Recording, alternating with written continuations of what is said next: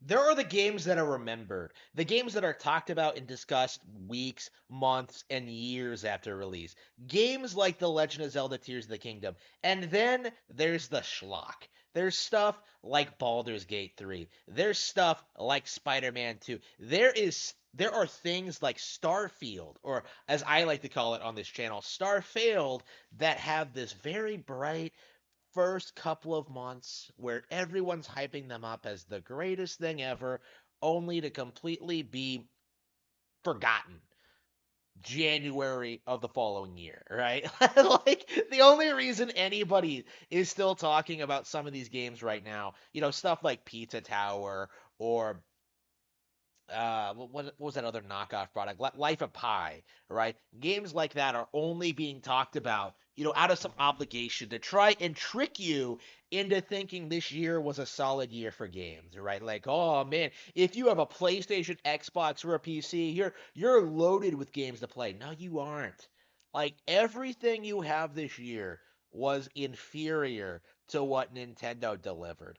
And I think the best possible example of that, the best product to look at to really just showcase just how empty and shallow AAA gaming is right now, or rather the gaming industry as a whole, not just AAA gaming, double A, indie, everything.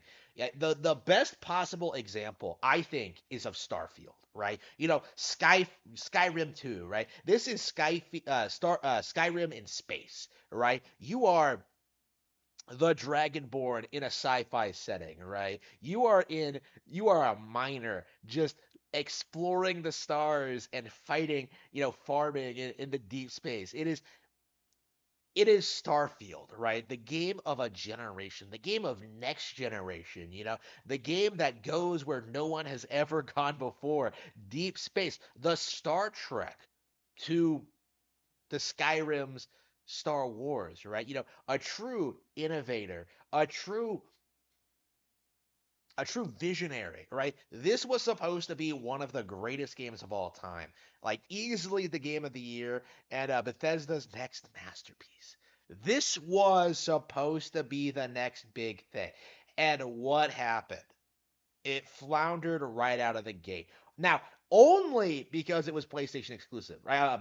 Xbox exclusive, right? If this was a PlayStation exclusive or a PC game, like you would see people like put on this facade, like, oh, it's so great. They do this and this and this. Like, oh, you get to play as Spider-Man characters, like Spider-Man and his sidekick, who's not Spider-Man, Miles Morales, and Venom, who honestly has more credibility as a Spider-Man alternative than Miles does. Like you can do all of this in Spider-Man. Like you would see people like struggle a little bit. You would see people like try and pretend as if like Baldur's Gate 3 is a big thing. Like if Starfield being an Xbox exclusive, being on a platform that nobody cares about anymore, that's fallen off the face of the earth, that has become irrelevant, that has just become unviable in the current ecosystem. Like Starfield being an Xbox exclusive just completely eradicated any success, the possibility the game had of being successful.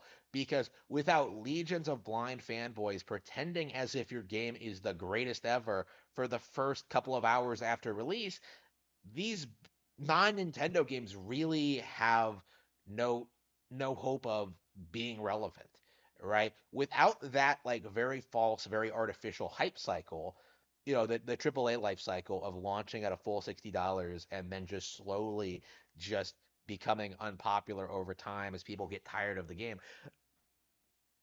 Starfield just came out of the gate like a complete failure. People were let down that it wasn't on PlayStation, right? How am I supposed to play this on an Xbox, which is an inferior platform that isn't, a PlayStation, right? PlayStation fanboys were willing to turn their backs on this game that they were initially really excited for, really interested in, really were looking forward to when they thought it was coming to PlayStation. But when it was confirmed not to, the game lost a significant chunk of its audience. They don't care that it's coming to PC. Nobody cares when games come to PC.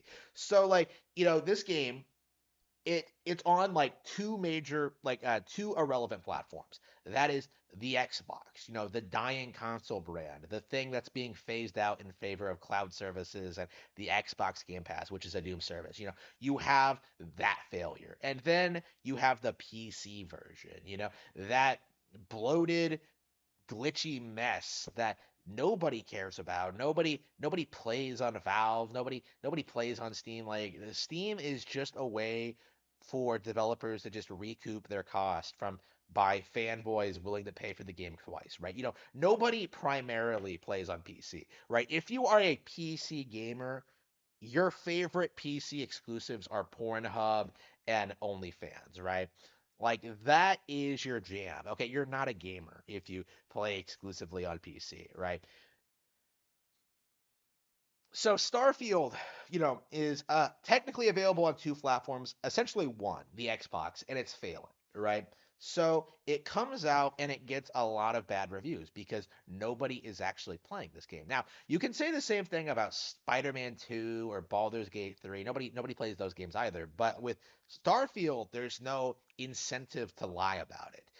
With Baldur's Gate 3, everyone pretended that the game was super popular in order to like push this narrative that like, oh yeah, it's the most popular single player game of all time, even though it's not even a single player game. But like you had people like just go with this facade of pretending as if Larian is some top tier studio when in reality nobody cares about them, nobody plays their games. Like CRPGs are dead. They died in like the late 90s, right? Nobody even remembers the first two Baldur's Gate 3 games. Like it is the Witcher 3 of the new decade, right?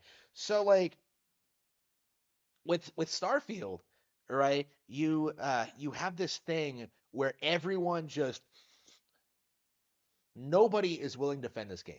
You know, with no player base, with no shills, with nothing, all they have is just this expectation of being Skyrim 2, right? Of being the next big IP from Bethesda. And as a result of that, the game has to stand on its own merits. And the thing is, no non-Nintendo game can do that. No non-Nintendo game is popular because of its gameplay, its aesthetics, its the experiences you have playing the game, the artistry, like nothing, right? Like these games, Starfield, Skyrim, Grand Theft Auto, they entirely rely on hype. They entirely rely on convincing you, tricking you into thinking these games are way better than they actually are, right? Like they require you to not have the insight. They require you not to have the experience. They require you to not have the knowledge that there are better games and gaming platforms out there, right? They rely on you being ignorant as to what a good video game is by overwhelming you with like these giant open worlds and like all of these features that aren't all that fun to interact with. Like Starfield just completely fell apart, right? Anybody who actually tried to play Starfield, I pity the fools. Anybody who tried to play this game realized very quickly it was glitchy. It was broken. It was uninspired. And as a result of that, the vast majority of the people who played it, all of whom who were subscribed to Xbox Game Pass and therefore gave Bethesda no money at all, these guys quit the game within a couple of hours, right? Starfield was a failure. Star failed, more like they should change the title there. Star failed, just failed to live up to any kind of expectations. It failed to live up to any kind of legacy. It failed to innovate. It failed to do anything new. And more people are starting to realize that all of these games are the exact same. There is no innovation. There is no growth. There is no evolution unless you are a Nintendo fan.